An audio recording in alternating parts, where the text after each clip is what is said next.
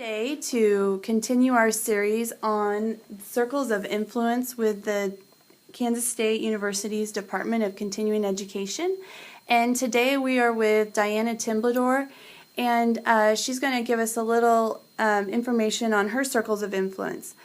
Diana, would you go ahead and first just briefly describe what your role in education is right now? I'm currently a 6th grade teacher at Comanche Middle School. I teach math and social studies. I am also part of the iPad pilot teacher program here at Dodge City.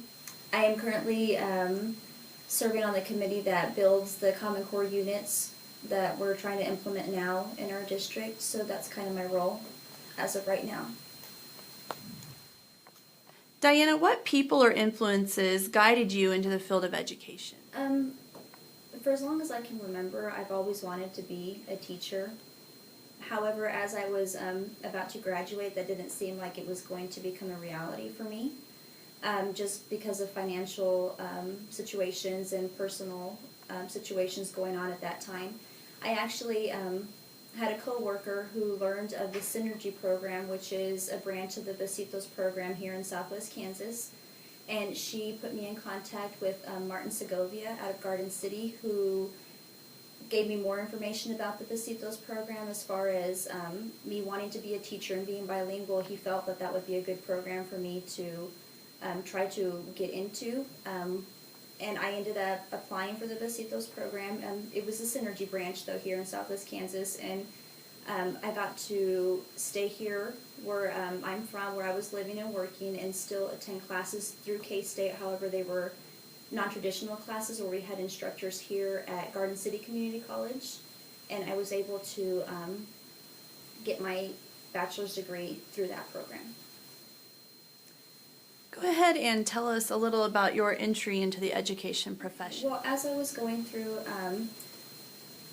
college trying to get my degree in education, I was attending courses through K-State here in Garden City, but also working full-time, and I worked first as an ESL, adult ESL instructor, where I just provided English classes for adults, and then I moved into a position with the ESL migrant office here in Dodge City, where I worked for them for 3 years for Robert Benton. And then from there I was a lead teacher at Bright Beginnings, and all the while I was going to school, and Pedro Espinoza, who was our coordinator in Garden City, was helping me along, making sure that I was getting my courses completed and working towards my degree. And after graduating through K-State, I became a 6th grade teacher, where I am still here at Comanche Middle School as a 6th grade teacher. I'm actually in a ESL transitional classroom where students transition to me from the newcomer program, and we get them ready and prepare them for the mainstream classroom. So we work a lot with English language learners, and I've been doing that ever since. So that's kind of how I got started, and still in the same situation. Diana, how did your career progress from your entry into the profession until today, and what were the influences that guided this development? Well, I began my teaching experience in January. I came in at semester, had done my student teaching in the fall, started the spring semester or winter semester as a 6th grade teacher, and I mean, the first year or so was typical of a first-year teacher's, kind of trying to wrap my head around things and figure out what I was doing to begin with. The 5E program that we went through with the College of Education at K-State, where we were taught how to build our lesson plans, was really helpful that first year or so, because I had already done it so much and practiced so much. This is what my lessons need to have, that once I started actually teaching, it just kind of came to me. I didn't really have to write it down. I just automatically thought in that process, and I'm still doing that now. Now that I'm not such a new teacher, I've actually served on quite a few committees. I'm part of the ESL committee, mentor programs here in Comanche. Our administration here has been really helpful and really supportive of me wanting to go on and do more. So I've been given the opportunity to to go out there and do a little bit more to represent Comanche Middle School. All right. How have you attempted to be a circle of influence for others?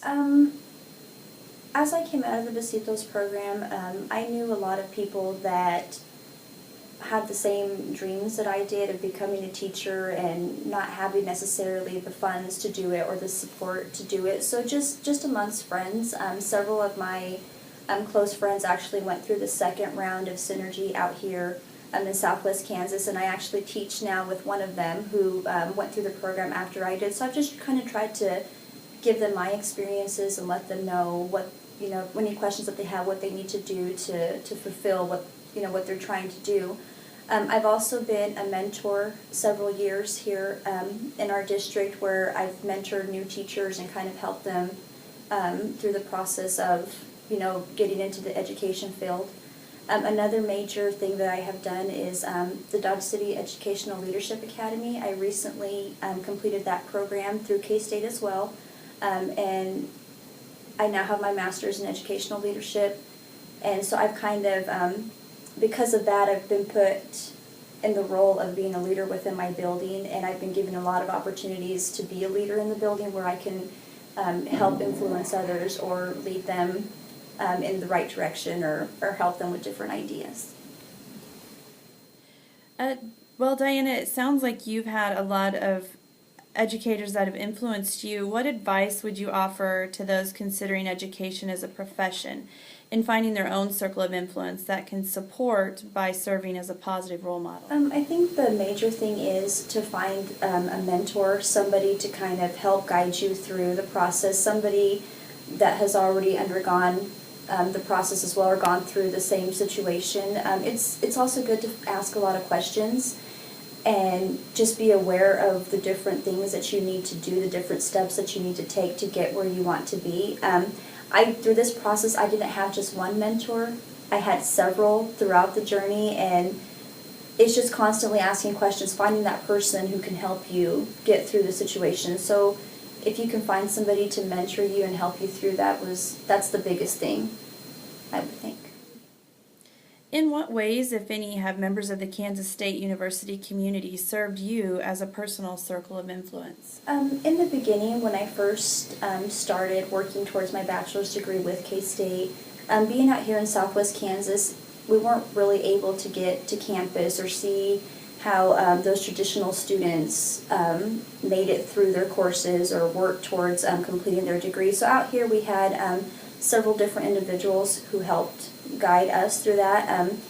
As I was going through school, Pedro Espinoza, he was a mentor for me. He was our coordinator. He's the one that kind of made sure that we got the right courses, we got our books, if we had any questions. I actually, halfway through, had a baby, and it was a little difficult because I didn't know what was going to happen from there, if I was going to be able to finish, and he kind of gave me some positive advice or positive feedback, reinforcement to kind of show me it doesn't matter, we can still get through this. So he was big in that, and keeping me going through the program. Gayla Lofink, who was our instructor out here and also a mentor to us, she kept me on my toes for sure, made sure that we were doing what we were supposed to in our coursework. She was always there to answer any questions that we had, any advice that she could give us, she was always there. She was from Garden City, and at that time I was living in Dodge City, so it wasn't as easy for me to communicate with her, but she was always available. Here in Dodge City we had Cindy Kamek, who served as our coordinator right here in Dodge City for those of us who were here in Dodge going through the program, and she was a good connection as well between us and K-State and what we needed to do to finish our degree. Okay, well, I think this kind of sums up our conversation on your circles of influence, Diana. I want to thank you for taking the time out for our interview.